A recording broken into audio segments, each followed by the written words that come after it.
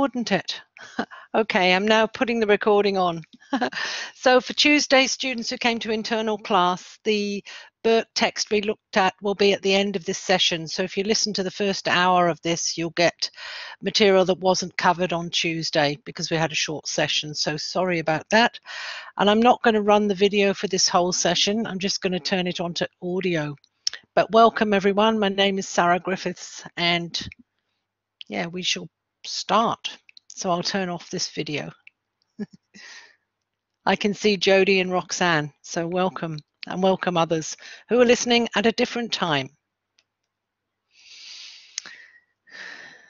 Have you both got microphones on?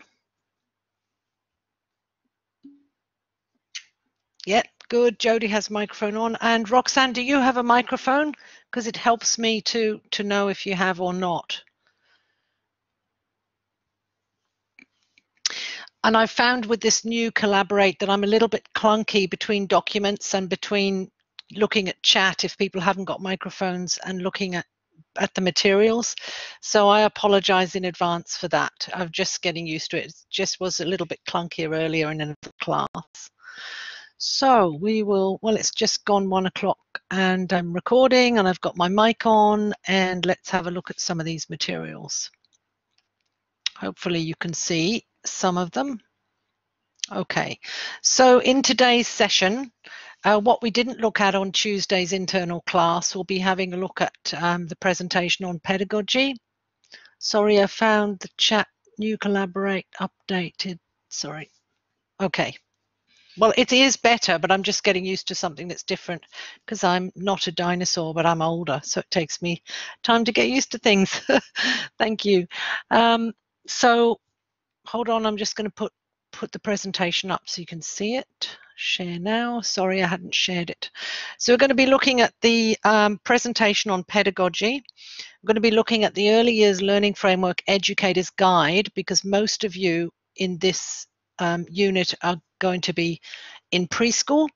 So you'll be applying the Early Years Learning Framework. If you're in the Northern Territory, when you go on prac, you will be also applying the NT preschool curriculum, which is a very explicit way of using the Early Years Learning Framework. So do look that up online. It's available, the NTPC, the NT preschool curriculum, which is useful to look at whichever jurisdiction you're in, because it has a really good way of explaining.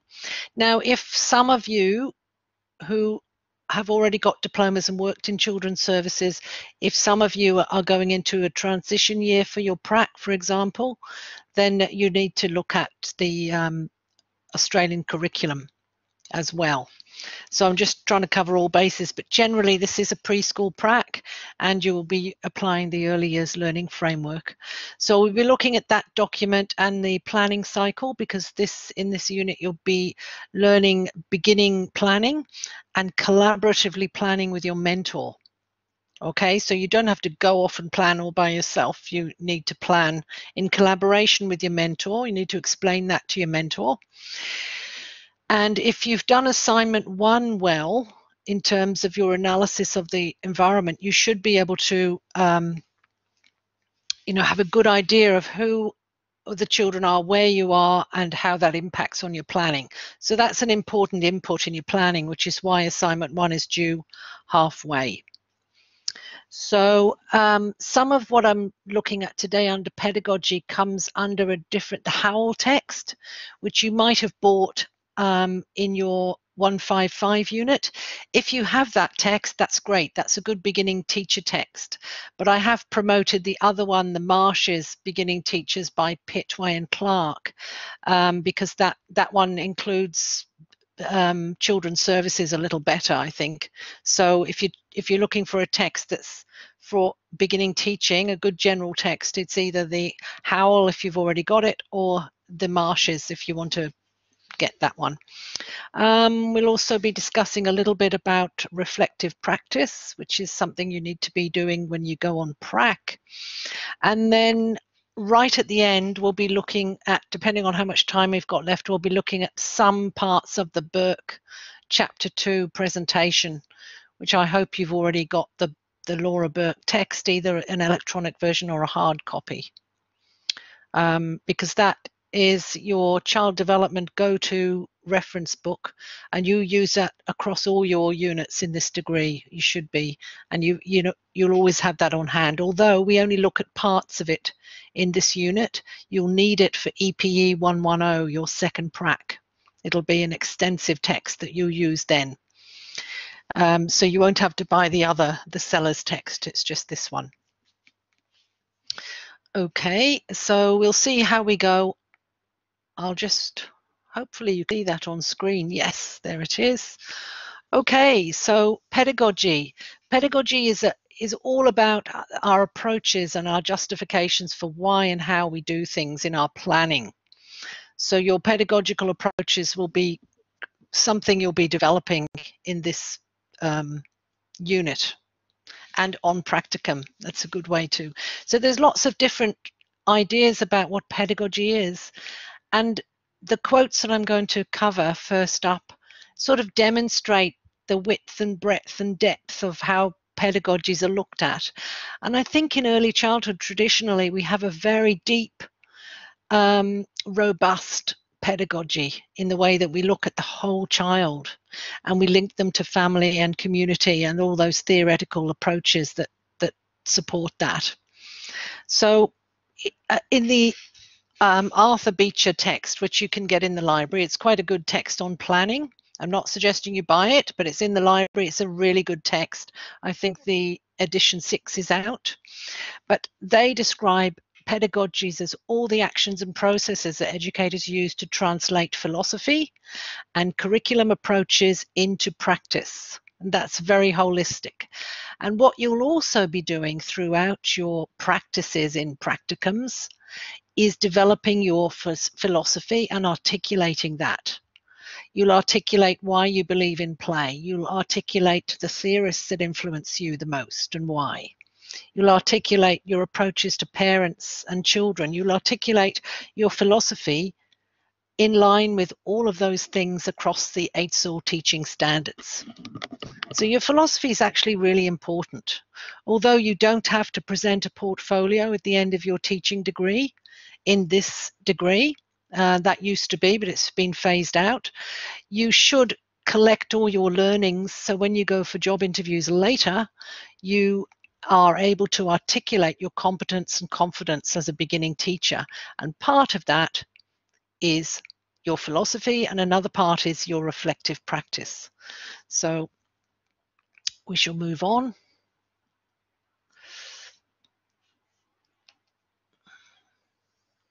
So this is out of the Clark and Pitway text that I mentioned earlier.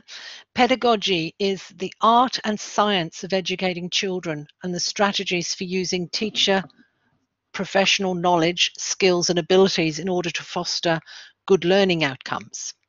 So you can see the language and the approach there is much more school orientated. They talk about art and science.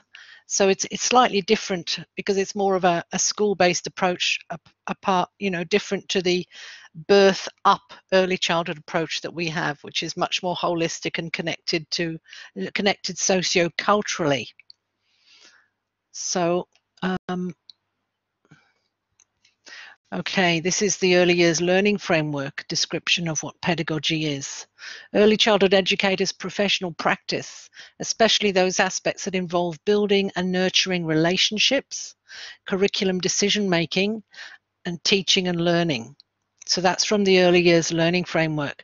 So relationships are at the cornerstone of what we do, and that's something that's been successful nationally in terms of the early years learning framework. That wasn't always the case in early childhood. People didn't necessarily understand because the government position and the policies didn't demand it or mandate it. But building relationships with children, families, and communities is critical. And that's part of the EPE101 teaching standards. If you go to the EPE101 site and look at the teaching standards, the ones that you'll be assessed on throughout your pracs, By the time you get to the end of your prac, you will have been successfully assessed on all of those. Part of that is building relationships. And curriculum decision making. Curriculum is another area that we'll look at that's very, very diverse in early years. So it's not just the old school syllabus idea. Curriculum is so much more than that in early childhood. And our decisions that we make around curriculum in terms of teaching and learning. So, for example, play-based approaches are also a cornerstone of early childhood, and we'll be looking at those in the next few weeks. And that's more unusual that in primary and high school traditionally they don't have a play-based approach per se. They should have, but because it's very good, is useful, but not necessarily. But in early childhood, it's another cornerstone.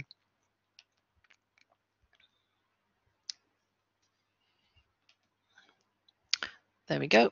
So in the Howell text, they describe it as being a collection of skills, strategies, and approaches that you can use in teaching and learning. So that's in the Howell text on page 43 of that edition anyway. So you can see the differences in terms of approaching pedagogy from early childhood to more sort of school-based ideas in teaching.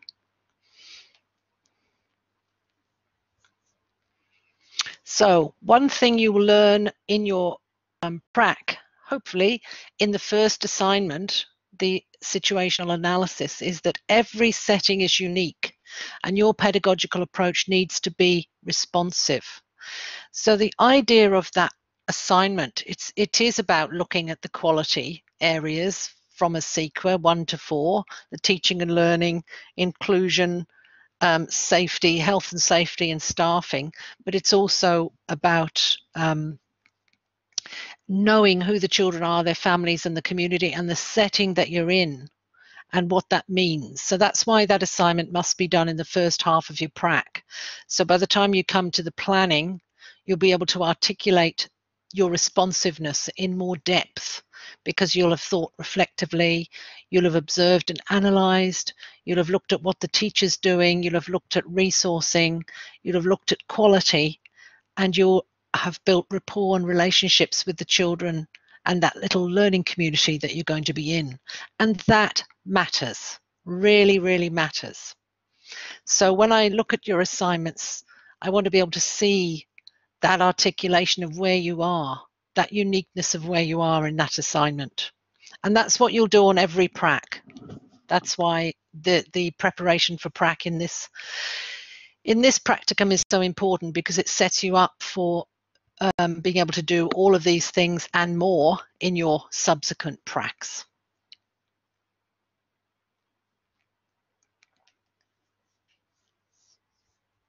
So some approaches to pedagogy may draw on a number of perspectives. So you get focuses on pedagogy in more recent times. It's been looked at in a more social justice way, in a more inclusive way, where creativity is considered and our digital 21st century is considered, to be more critical in your approach, to justify what you do is demanded.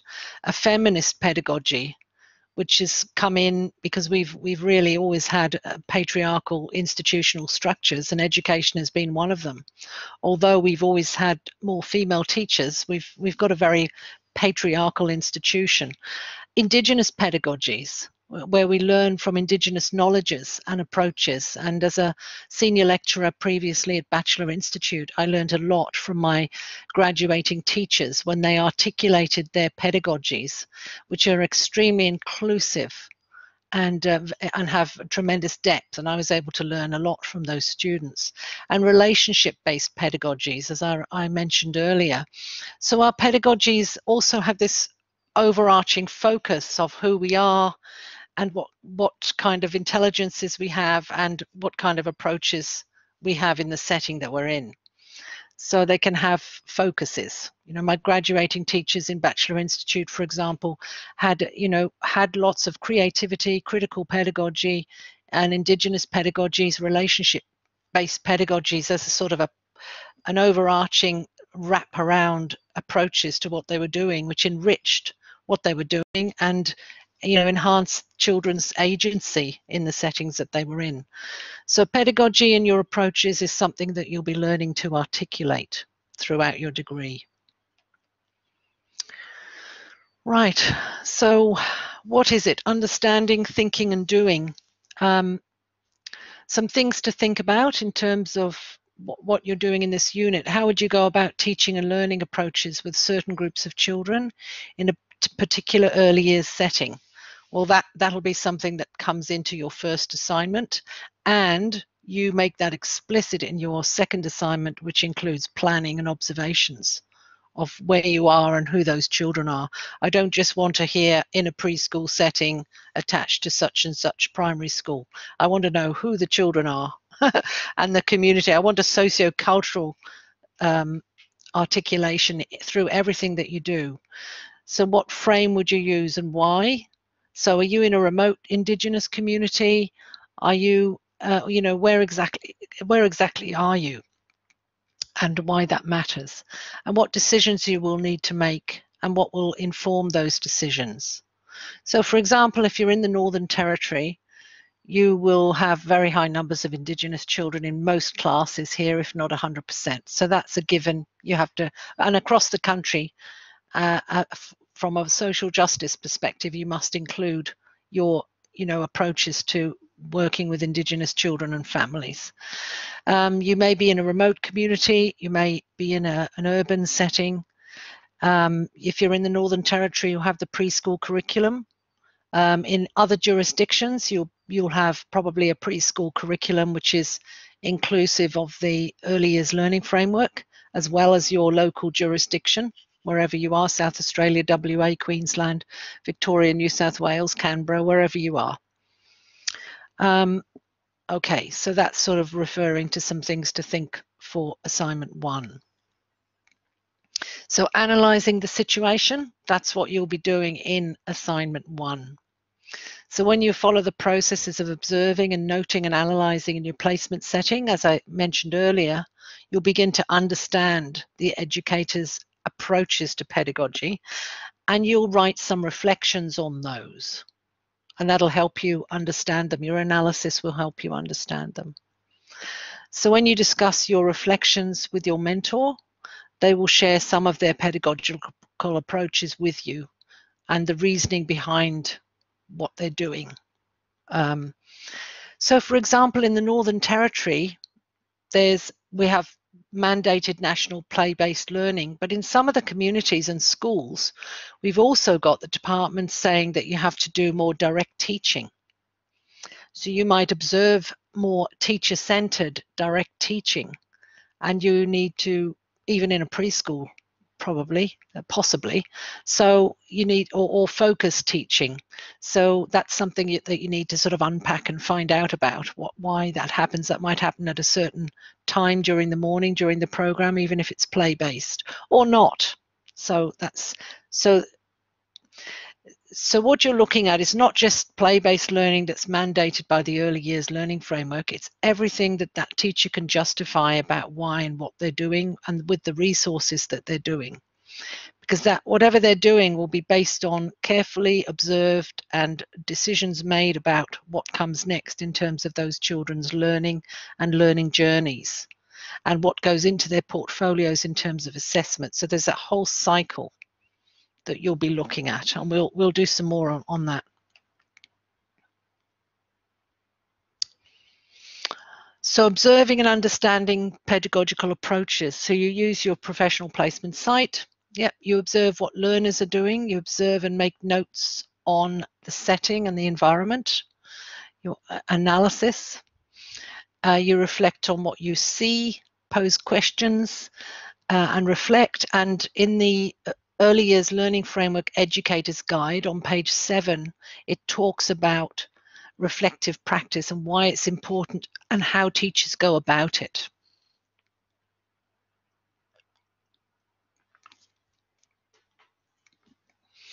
And you discuss aspects of what you have recorded with your mentor. So you're continually collaborating and posing questions and observing, and that sort of cycle of analysis and reflective thinking. So these processes will help you do your assignment, and they'll help you better know your environment, which is what the exercise is about, to inform you of teaching strategies and inform your lesson planning. So the assignment, although we call it an assignment, is really reflective documentation, applying the quality parts of the quality framework as well, to finding out in-depth understanding of your environment to inform what you do in the second part of your prac. Okay.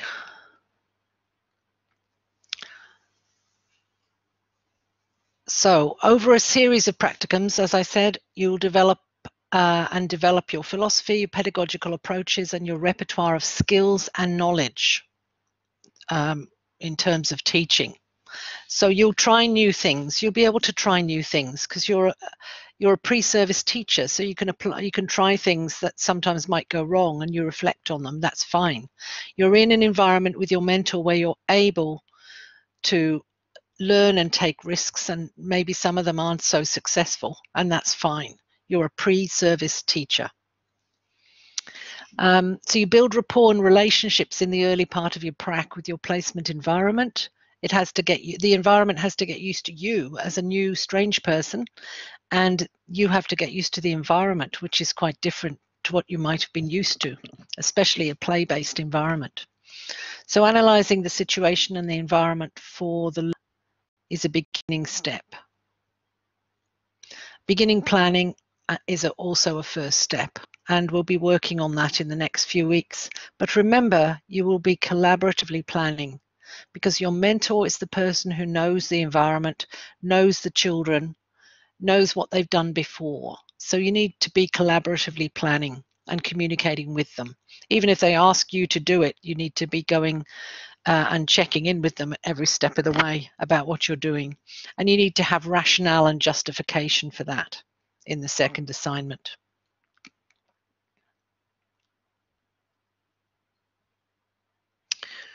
Right, so in Howell's chapter 2, I think it is for this topic in week 3, Howell's repertoire, which identifies the 4 components. So the repertoire of skills, knowledge, content knowledge. So these are all, we have to have content knowledge. So when you do your curriculum areas like mathematics, you'll have an understanding of content. Teaching strategy, so you'll be observing and reflecting on what your teacher's doing so you learn what you should be doing. Resources and experience. Part of the skills, back to the skills, is the way that you articulate yourself as a teacher within the classroom setting. So you'll learn teacher language. So observe how your teacher is speaking when they're giving instructions, for example. Part of assignment 2 is learning how the teacher's dealing with behavior, or your analysis of the environment and how it's conducive to positive behavior. So there's a whole lot of things within that skills set there that's in the list. So resourcing, preschools are attached to the wider school. There'll be a lot more resourcing. Resourcing also comes from parents and communities as well. And your repertoire of experience. So as you develop through your pracs, you'll gain experience. So Howell's 4 components of an expanding repertoire. You develop your breadth, your focus, your variety, and your repertoire of teaching strategies. So you can read more fully in the Howell chapter, but it's really is worth a read. It isn't so much early childhood focus, to be honest, the Howell text, but this particular chapter is quite useful. And we'll be looking a little bit more into some of the taxonomy that Howell talks about in next week's presentations. Part of it is I know we're on to the next slide, but I'm going to just talk to that a little bit, is you developing all of those skills. And part of it, it is hard to start with, for example, just to have a teacher voice and to use teacher language. So you really, do some really good observations and analysis of what your teacher's doing and saying, and that'll help you as well. And in terms of instructions, if you give too many steps in instructions to children, they'll get the first two and that's about it. So you need to keep it very clear, very straight, and practice your teacher voice. You can practice at home outside the classroom with your teacher voice. Use your recorder and your handphone to practice some instructions. Those sorts of things help us get a little bit of confidence and sort of build our skills. But that's part of those skills that you need to be working on, that I think sometimes students struggle a little bit. Okay, so Howell's tips for planning. You should have a range of strategies, approaches, and ideas that you articulate in your planning. Your focus should be on content. You should always be clear about the content that you're going to plan for.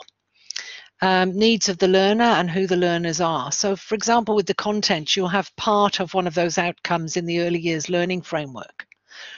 For example, in the literacy one in the fifth outcome, you might have aspects of communication that you're going to work on in terms of emerging literacy.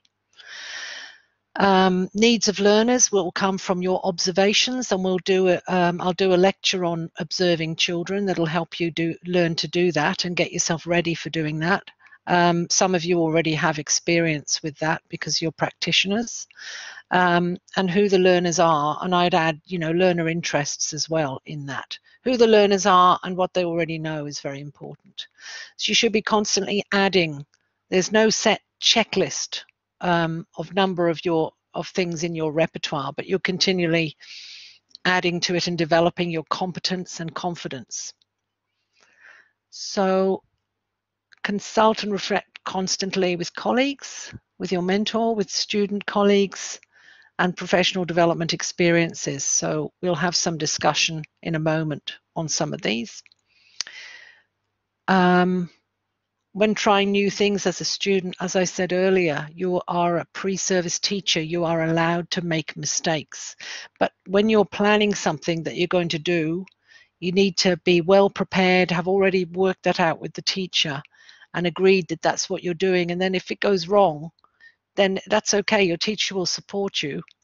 But if you do something totally different that wasn't the plan and wasn't discussed and was last minute, then that's probably not a good thing either. So you need to be prepared and communicate well with your mentor over things like planning or ideas you've got for planning. You might have an observation you've done and an idea about where you could lead to from that. You can discuss that with your mentor, and that can lead into one of your planning sessions. By the way, it's minimum of 4 planning sessions you need to do, and that's usually individual children or small groups in a preschool. You won't be planning for the whole group. And it says on the website that you have to plan 10 lessons. Actually, it's 4. So if you do 10, that's fine. You probably will, because you'll be planning for individual children. So between 4 and 10 would be great, but you only hand 4 in for the assignment. Just to clarify that. Okay, so things sometimes fail, and that's okay because you're a pre-service teacher, and that's perfectly okay. If it's not working, it'll be good for you to reflect on. Sometimes your teacher will pull the plug on what you're doing, and that's fine. That's just for your own. Occasionally it happens. So if it does happen, don't feel too bad about it. It's all part of it. It's happened to me. It's happened to most pre-service teachers at some point. Something that you're trying will go wrong for whatever reason, and you'll have to rethink it and do it again, and it'll work out fine. So be prepared for that too.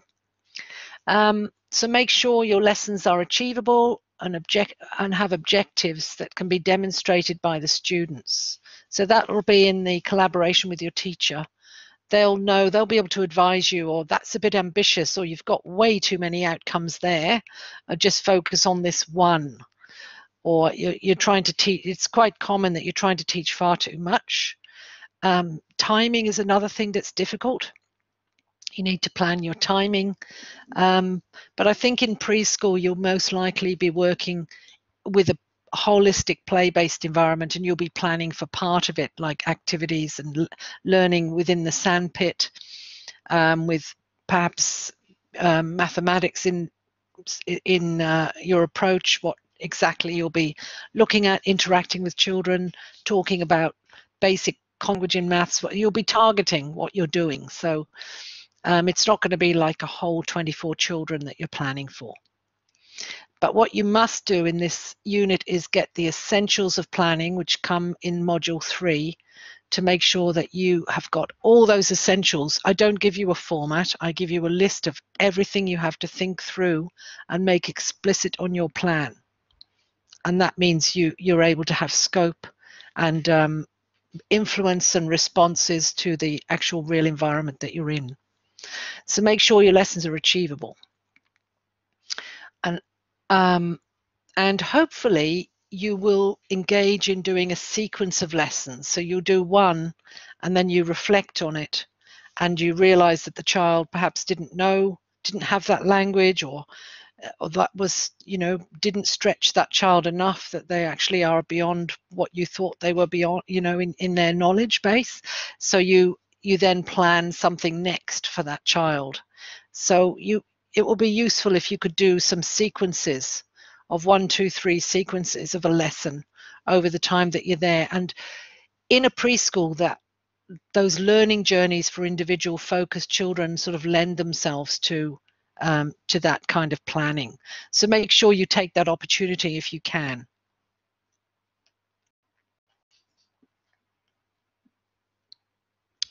Okay, so know the environment, know the learners, know what has already been covered by those children, which your mentor will be able to assist you with as well, because she or he knows the environment in much more depth than you do. Understand learning objectives, make them clear, and don't have too many.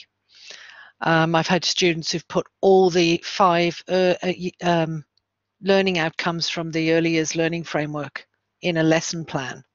That's just ridiculous. You just need one dot point from one of the learning outcomes.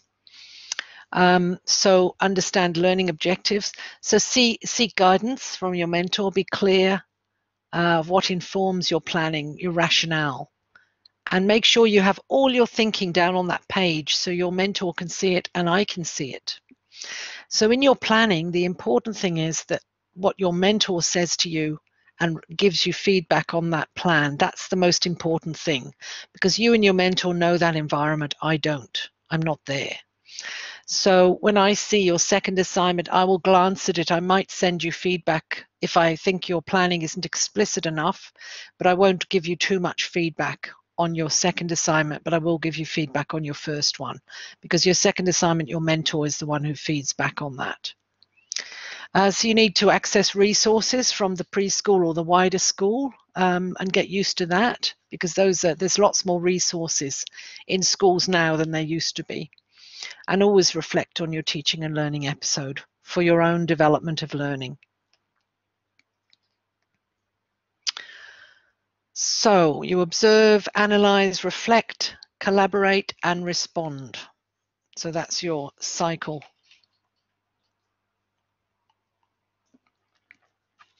Are there any questions at this point?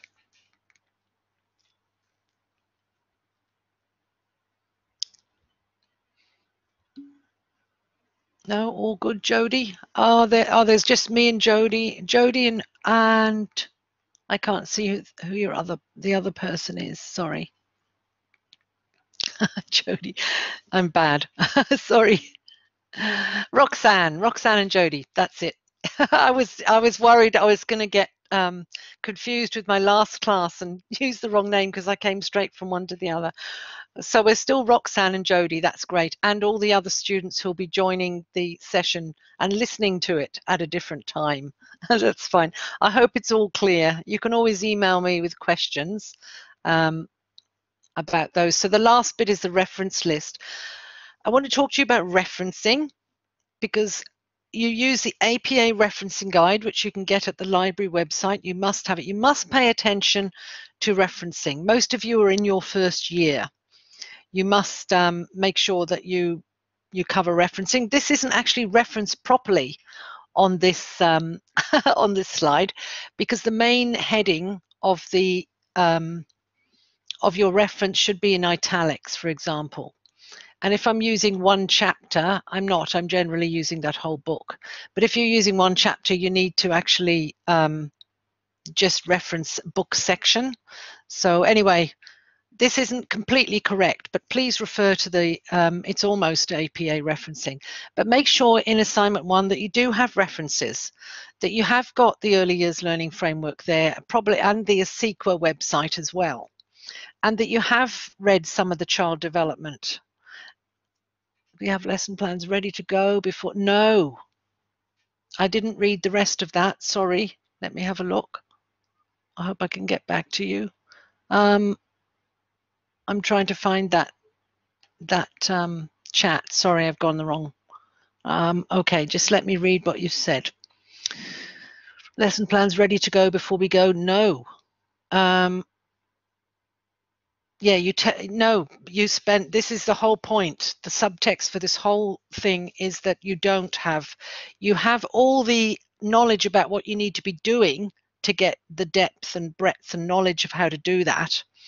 But you won't be able to plan until you've analysed where you are, built up rapport with the students where you are, and then you'll be able to plan. So that's why the first assignment is the situational analysis. Good question. We can't plan ahead for our children because we don't know who's walking through the classroom. No teacher, gone are the days when the teacher says, oh, I've planned all of term 1 and we haven't even gone back to school yet. I remember that time, people used to do that. But who your children are really matters, and how you respond to them. So yeah, that's a very good question. That helps a lot. Now let me just go back to my file. That's it. I'm back. Good. Yeah, but you need to be, I hope to see that you've used some references to ASEQA, to the Early Years Learning Framework, to the child development book, and some of your either your Howell or your Clark and Pitway, or Pitway and Clark, sorry. And you might also refer to other texts. Some of the theorists that I'm going to be giving you some references to, you'll be able to use as well. So yeah, I do want to see a reference list on your first assignment. And just because you are first year, I hope that most of you are actually first year doing this assignment. But referencing does matter. You do need to get good at it. And because if you don't, if you haven't sort of acknowledged people's work, acknowledged your depth of reading and understanding, that's important when you've got lecturers marking your work, that you've actually acknowledging that you've gone off and looked at these things. Sorry, I'm just going to press mute for a minute.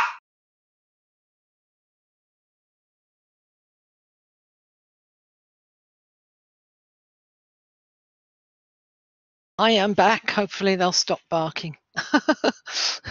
Just a car pulling up. Yeah. Okay, so would you like a few minute break? Would you like a break now, or you're okay? Keep forging on.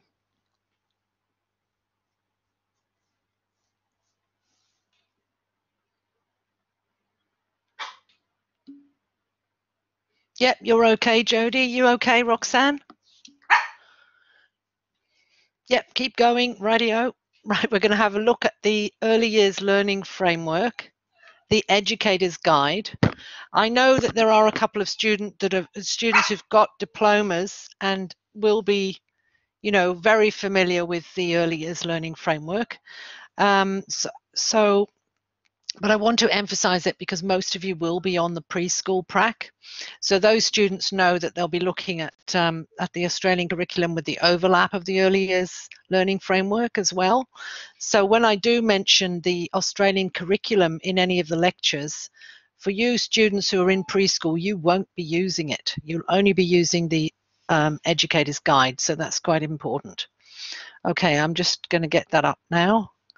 Hopefully it'll behave itself.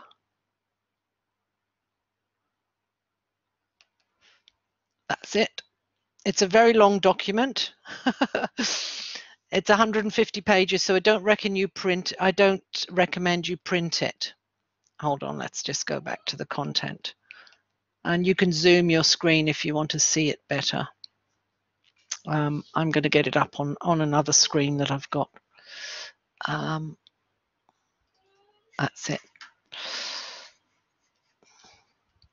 Right. Just a minute. Sorry, I'm fiddling around with two mouses, or mice, I should say. I'm just looking at the contents. Yeah, the contents. So if you look at the contents page, there's some really, well, it's sectioned off. It's got 14 chapters of 150 pages. So it's a comprehensive way of applying the early years learning framework, which you'll also see in the NT preschool curriculum for those of you in the NT. But there's some really useful parts that you can glance at in the content that we won't go into today. But we're going to look at the reflective practice for improvement of your own reflective practice, curriculum decision making. There's other aspects of it like cultural competence, which are very important, and assessment for learning, which you'll be looking at. So that's why I want you to apply, and learning through play is another important one. This is why I want you to use the educator's guide, not just the 46-page version. Right, so let's have a little look at the, I'm just going to look at the reflective practice. Whoops, I've gone too far. Right, just bear with me while I scroll down on the one I can actually see. So you need to sort of use this document and get used to it, read it, become familiar with it. So it's important to be reflective practitioners. That's why for every prac you need to be writing down your reflections.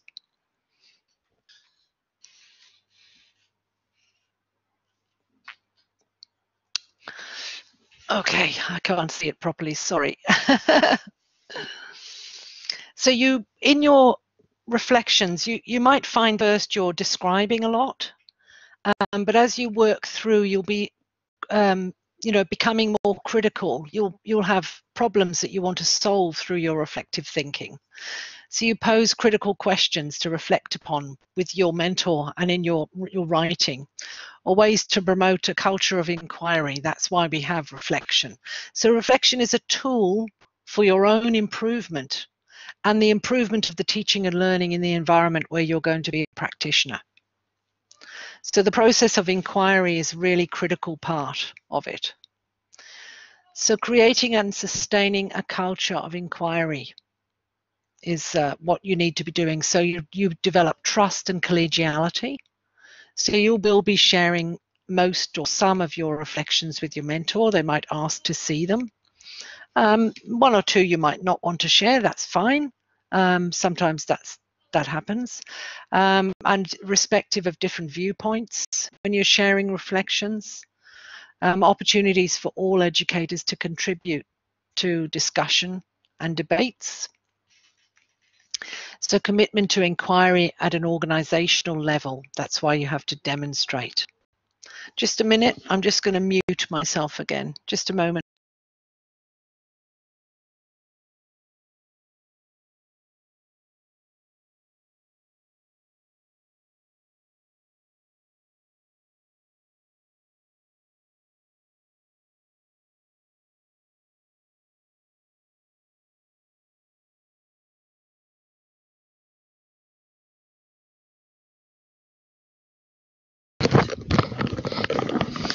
Okay, I'm back. I might have to have a little break at some point later on, but we'll keep going for now. Okay, so we were looking down on this list on the right of page 7 that you should have on your screen. So a recognition that there is no one right approach. There's no formula. you know, it's just you being responsive to that particular environment that you're in. Every single teaching environment is different, but we have these things around us like the curriculum, our play-based approaches, our pedagogy, our knowledge of child development and theory, and all of those things that those knowledge bases that we bring into it. But even saying that, there's a uniqueness about each environment. Courage to question taken for granted practices and assumptions. And that's fine. We actually did that in class the other day when I was questioning how a student was describing an interaction in her workplace regarding behavior management, because we were talking about the observations of behavior management for the second assignment. And I thought that the way that that was approached was completely wrong. But that's the way it's done in that particular childcare centre. That is part of their policy.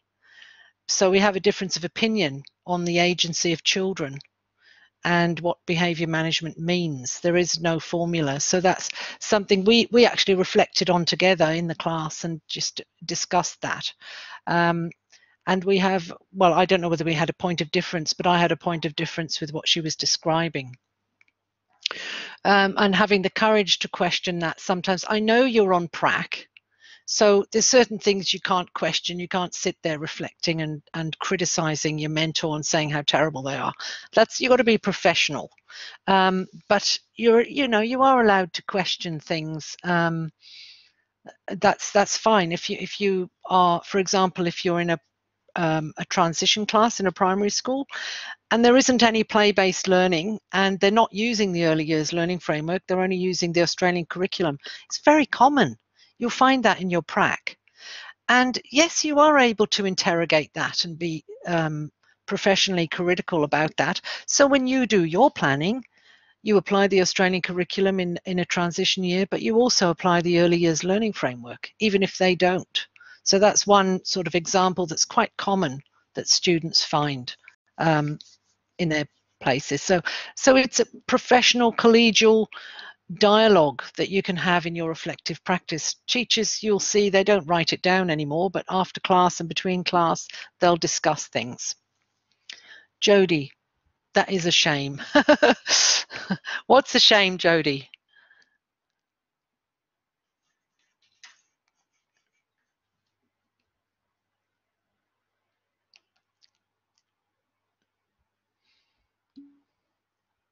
Or play-based learning up? Yes, it is. Yes, it is. And you know, you're able to reflect on that.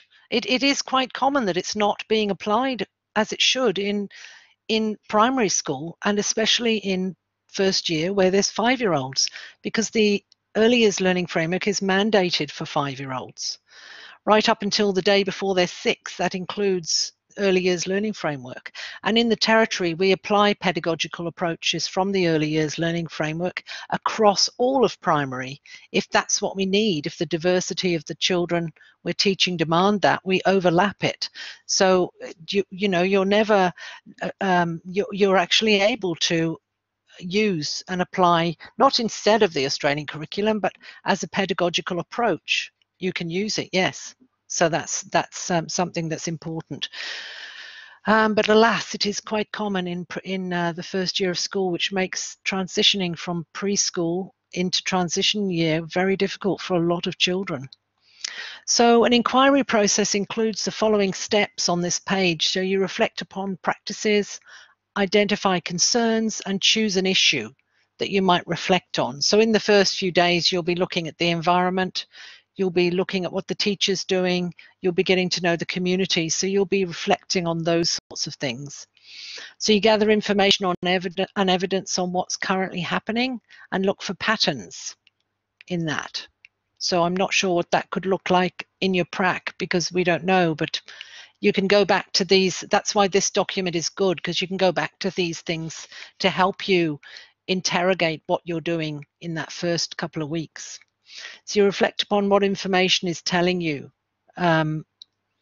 So that could be, I mean, if you're in a transition class, your information could be telling you that, there's 5-year-olds in here and we're not applying play-based learning. And if you observe that the learning isn't working as well as it should, then perhaps that could be a reflective justification for, okay, how do I solve this? And let's try some approaches from the early years learning framework. Let's try creating some play-based resources to support these children. So that's how it goes. So it's not just about being critical and mean, it's about professionally solving issues for the best outcomes for those learners. So framing questions to be explored, deciding upon actions, changes for practice. If you've got diverse learners with particular special needs, how you're going to go about working with those children and what approaches you're going to have, and evaluating that change and assessing how that's working or not working, and starting the process again. So this whole thing is a cycle.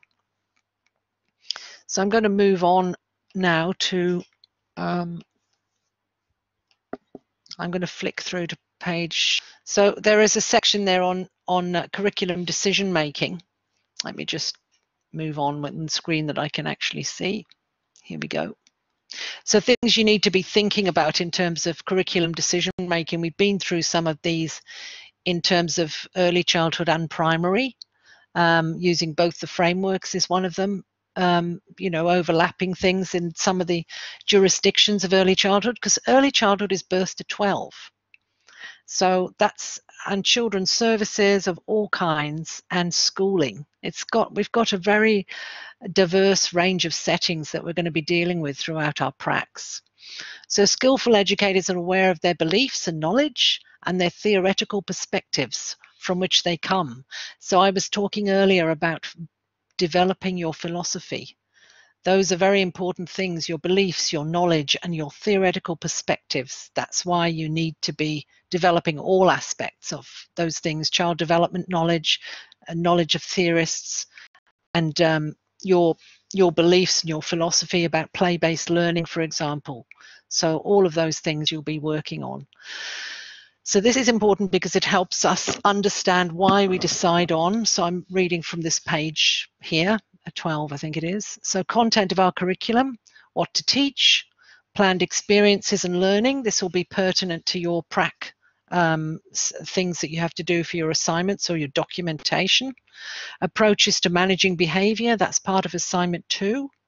And that doesn't necessarily mean, but does mean watching a teacher dealing with a negative behavior one-on-one. That's what we were discussing in class on Tuesday. And I was disagreeing with what had happened in that anecdotal situation we were discussing, which was fine. But it can also mean looking at the whole culture of the classroom or environment and deciding if things aren't well resourced enough in the sandpit, then children might fight over objects. So that better resourcing is what's needed, and better, more interesting activities spread throughout the outdoor areas so children have got choices. So behavior can be, and building an inclusive culture where children feel a sense of belonging. If that isn't happening, well, that's in the early years learning framework, they must do that. But if that's not happening for a child, their behavior is going to be negative. They're going to be emotional. So, that's all part of approaches to managing behavior. Could be the whole teacher's social justice approach to that group of children and what decisions they're making around it. So have an open mind of what that means. So how we set up the environment, it doesn't just happen, it's carefully reflected upon, decisions are made, and there's rationale and a whole load of things that we've talked about this morning wrapped around how that environment is set up. So what resources we decide to choose from, particular programs or methods. We talked about direct teaching earlier, which you might see sometimes in small groups. We talked about play-based approaches. So while teaching strategy, which teaching strategies to use? So you'll observe different teaching strategies. Sometimes the preschool might start off in, it's got a whole lot of routine wrapped around it in terms of eating, sleeping, arriving, greeting, saying goodbye, all of those sorts of things, apart from the teaching and learning that happens. So the preschool might start off as just free play for the first 15 minutes while everyone arrives, and then the children will come together in a circle. They might do the calendar, do a welcome song, and all of those sort of routine things that happen within that circle. Those are different teaching strategies before they actually go out onto the program, indoor, outdoor, or both indoor and outdoor. So how we relate to people, that there's all kinds of things in the quality framework for greetings, how we interact, all of those things, and how to assess. So these are things you're going to get from the early years learning framework. And this guide will assist you. Okay, let's move on to the next page, and then we'll probably have a little break. Yep, that'll be great. My dogs are barking, but they're outside, and I'm pressing the wrong button. Sorry, but you don't know that. You don't have to know that. Okay, we're on page 13, I believe. Early years planning cycle. So a lot of what I'm saying to you in my roundabout way today and on other days, and we looked at this on Tuesday briefly, it's this cycle of planning and reflection and doing that you need. Sort of reflect, review, question, plan, act and do, and then reflect again. And then there's this child at the center with these layers of context and content and data and observations, the frameworks that you've got wrapped around those, and then the actual doing, the construction of personal and site philosophy. So that philosophy and culture of that setting, plus the teacher's philosophy, will have a huge impact. Identifying individual and group strengths and interests and goals in conjunction with framework learning outcomes. So I talked about not using all the blanket outcomes, just choose one dot point from an outcome that you're going to plan with. Clarifying specific objectives, learning environment, role of the educator, and assessment. That whole cycle, evaluation of methods and evidence. So that whole cycle that I've talked to quite a number of those this morning, earlier, using the framework, learning outcomes, principles, and practice, respect, reflect, and relate. So all of those are involved in your consideration and responsiveness to those children and their learning. And that's what will come out in the second half of your prac, in that second assignment, how you go about the planning, for example, with all of this in mind. That's why your first assignment must be as deep as you can get to help you have more knowledge, skills, and competence to deal with the beginning planning. So you've got more considerations. Design learning experience in collaboration with your mentor. And it'll have rationale, it'll have information on the setting, the outcome, part of the outcome from the early years learning framework, cultural issues, it'll have language issues, whatever it is that you're doing, the design of that. So you implement your plans, your active learning environments, your relationship with the children, monitoring and documenting learning and pedagogical practices. So it might be part of a place. For example, you might plan for an individual child a learning story, a sequence of learning stories that you continually observe. You'll interact with the child and you'll keep planning. And or you might be planning for a small group, for a cooking group. If the mentor asks you to do that, you might have a focus on English language if they're new arrivals or new to English. So you might have a little cooking group, and the focus is to learn some doing words, so mixing and different verbs that you might have for a cooking group. So, and then you'd assess, evaluate the teaching and learning. Planned and unplanned, because you will have teachable moments, those interactions where you see something happening and you are able to interact with the child and guide them in their learning and their ideas and their articulation of their learning, which is very Vygotskian. So, and then back to the cycle again. So continually. So this is actually quite a useful guide for you in your planning that you need to go and look at this. I will be giving you literally a list of things that I go through, a lot of which we've gone through this morning in the third module in preparation for prac. We'll go over all the things you need to think through. And this cycle here is a really good guide to all of those things that you need to think through.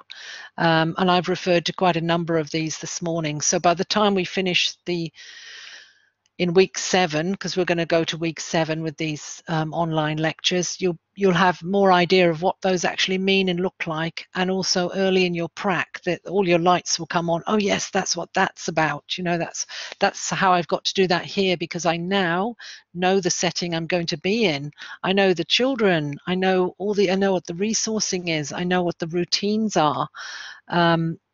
I can understand the teaching strategies that are going on here, and this is how the educator relates to the early years learning framework and applies it.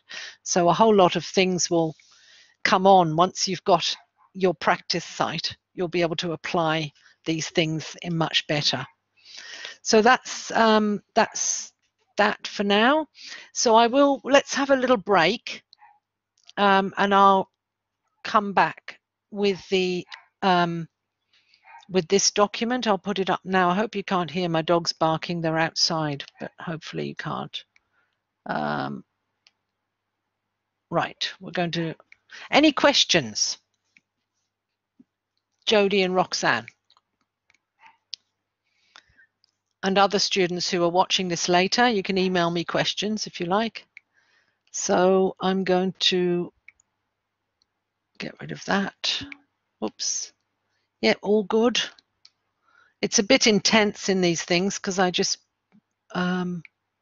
I'm having trouble with my slides, but I'll get it back. That's all right. So if we have a little break, if that's okay with you, hopefully that'll come up. I've got to get rid of it. Yeah. Yeah, so when should we come back? Just a 5-minute break, is that all right? Yep, 5-minute break. Okay. Great. So we'll look at some of this when we come back. I won't look at all of parts of it, but we'll just flick through parts of this PowerPoint, and then we'll finish up probably about 2:30. So 5 minutes time, I'll be back.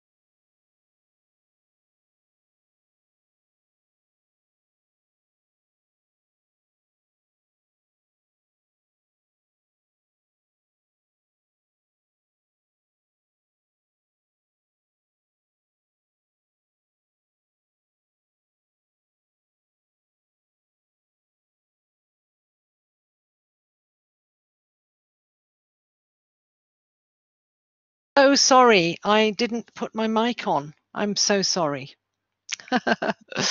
Oh dear. Thank you for alerting me to that.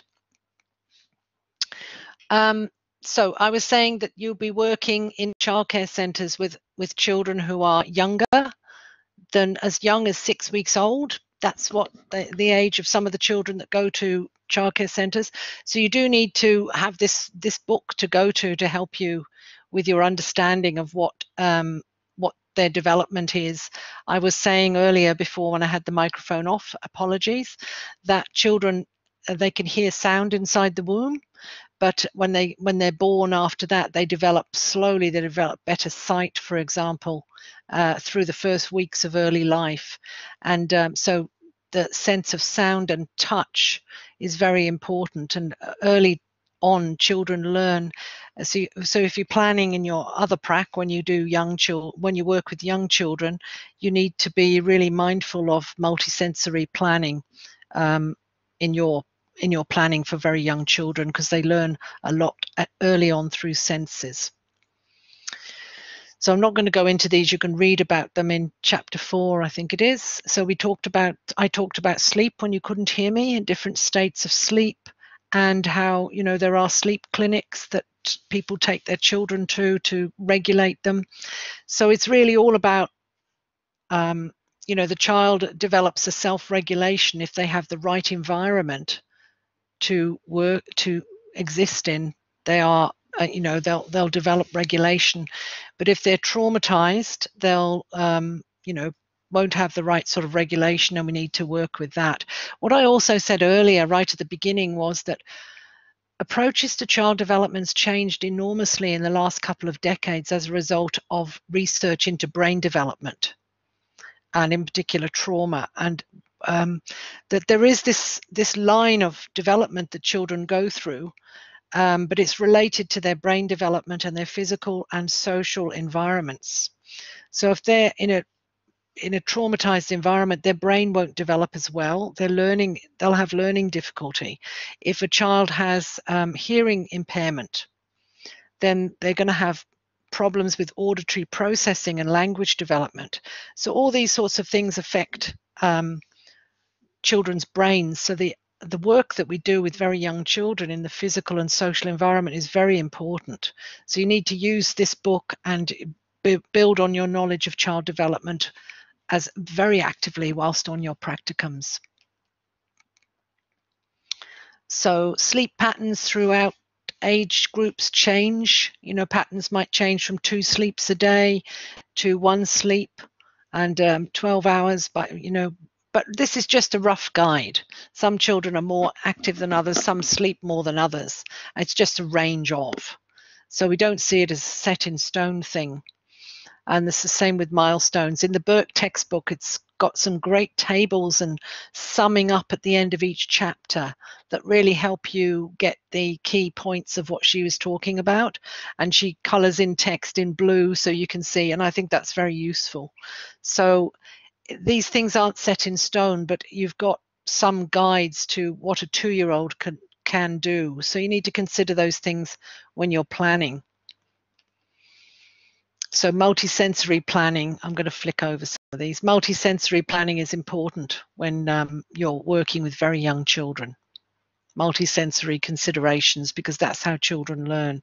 So there's some slides about infant crying patterns that you can read in more depth in that chapter.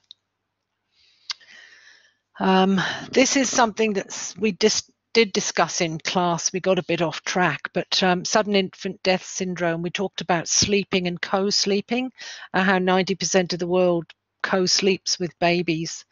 And it's a bit controversial because they say there's less deaths in cultures and parts of the world that have co-sleeping, but then again, there's not as much research done in those areas either, and child morbidity is quite high, so we don't really know.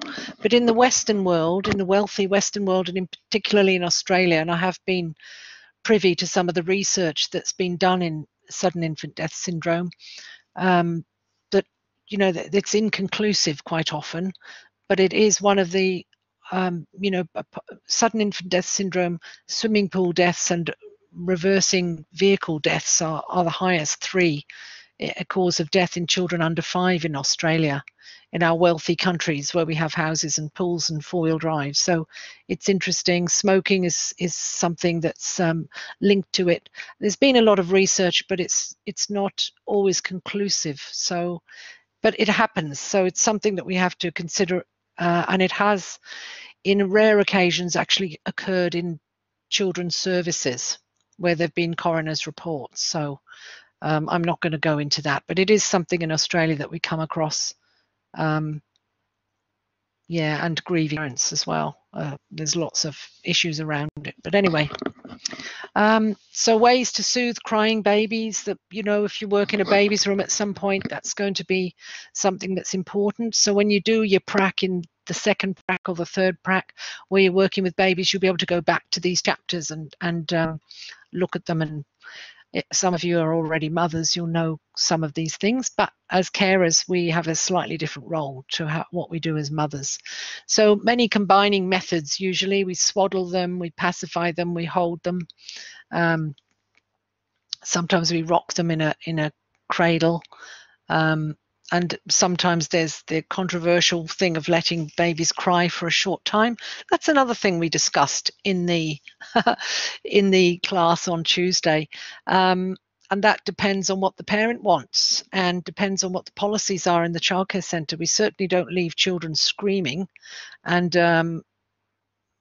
you know, that's something that you will get knowledge of from your mentor if you are in a small baby's room, how that works. But I don't think there's room for leaving babies crying really in Australian childcare centres, not alone and crying at least. Okay, so neonatal behavioural assessment scales. I'm not going to go into this. You can read about this in your chapter. We talked about classical conditioning. That's one of the theories where it's actually used in animal training quite a lot. Behavioralism, which is Skinner is one of the theorists. It's quite common in traditional schooling, where children get a reward and they learn, you know, to be stimulated with a certain response. So if a child is in an environment where they're not getting a response when they're hungry, they're going to scream the place down. So you know sort of the mother or the carer knows when the child is crying, they're usually hungry or they're tired or they've hurt themselves. They've got some sort of pain going on. So it's not very hard. So there's certain things that parents do. They might just touch parts of their forehead, stroking, that sort of thing. And a mother might say, who drops her baby off, that they like to be stroked on their forehead before they sleep or when they're resting or something like that. So you need to make notes and adhere to those things. So operant conditioning, you can read about that. Reinforcers, that's mainly our approach these days. We don't do punishments. We shouldn't do punishments. And we've really had a mindset change in recent decades on this sort of approaches. We really don't do the the punishment part of things. It's just not what we do as practitioners. Yeah. Okay. See you, Roxanne. Okay, so I'm not going to cover all of this PowerPoint. I'm going to leave you where I left it on Tuesday with the students, because we had a lot of discussion. So I'll let you read that chapter 4, and you know, really important that you get an idea of how important it is to develop your knowledge and understanding of child development and how you need to use that textbook as a reference. Yeah, so I'm going to wrap it up there. It's 2:26, and thanks Roxanne and Jody, and thank you to any of the students that come in and have a listen to this presentation. I hope it's been useful. Yep, thank you, and I'll see you next week. So we'll probably do an hour and a half, and if it goes on, I've booked for 2 hours, but it'll probably be an hour to an hour and a half in these sessions, depending on what you need and how much discussion we have. So thank you very much. That ends the session for today.